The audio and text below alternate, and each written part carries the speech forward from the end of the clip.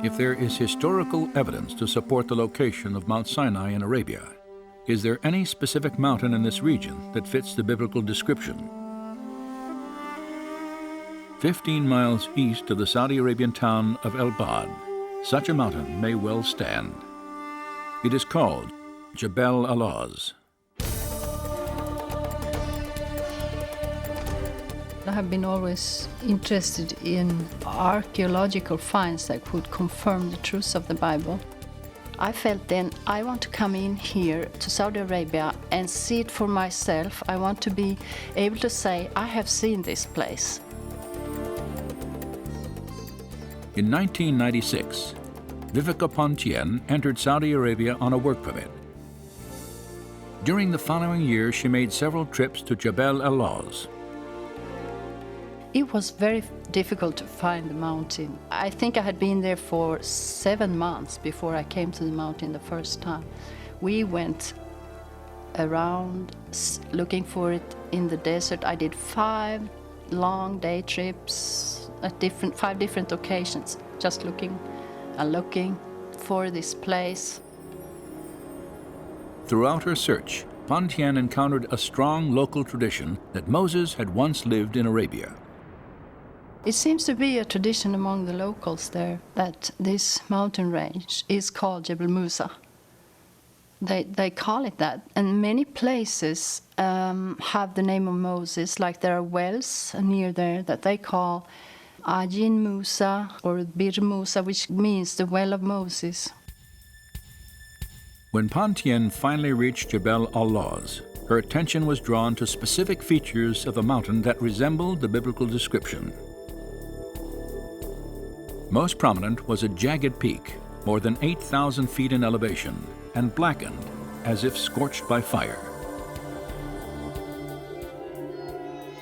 And at its base, an enormous pile of boulders, at least 15 feet high and 60 feet across.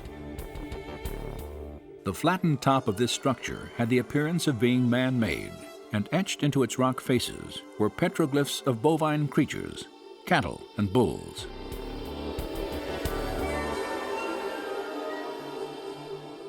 The distinctive horns in some of the inscriptions resemble those found on pictures of sacred Egyptian Apis bulls.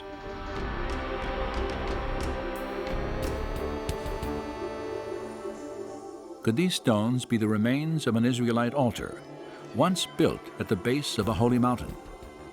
Conclusive investigation is not possible at this time, for Saudi law severely limits all foreign research.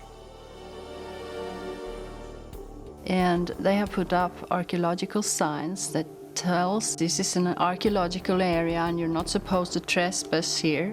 So it's evident that the Arabs themselves consider this to be some old sites of archaeological interest.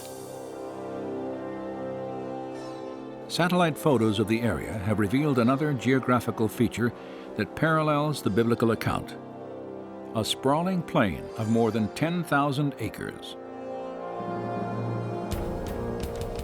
Flat, surrounded by mountains, and adjacent to the dried bed of an ancient river, it could have provided an ideal place for the Israelite encampment 3,500 years ago.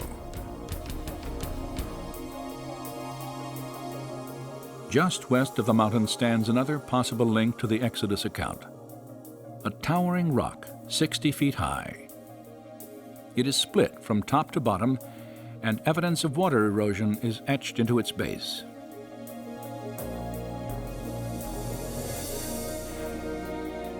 Many features of Jebel Allah reflect the biblical account of Mount Sinai, and as the highest mountain in northwest Arabia, it matches ancient Jewish historical records. Based on the textual evidence, Jebel Allah is as good a guess as any. It might even be the best guess. It's definitely better than anything in the Sinai Peninsula, and probably better than any other guess we have. It'd be nice to have some excavation, and that's really a desideratum. We need excavation. We need somebody who's a competent, trained archaeologist to go in, record the material carefully, submit it for dispute and debate among other scholars, because there's too many gaps in our knowledge. The intriguing similarities between Jebel al-Lawz and the biblical record may indeed stimulate new investigation here. Yet whether or not future excavations confirm this site as the actual Mountain of God, a considerable body of documentary evidence indicates that Mount Sinai is located somewhere in northwestern Arabia.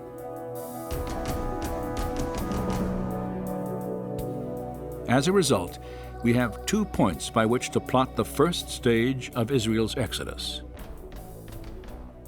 For Goshen provided a beginning, and Midian a destination and direction. And between them must lie a body of water.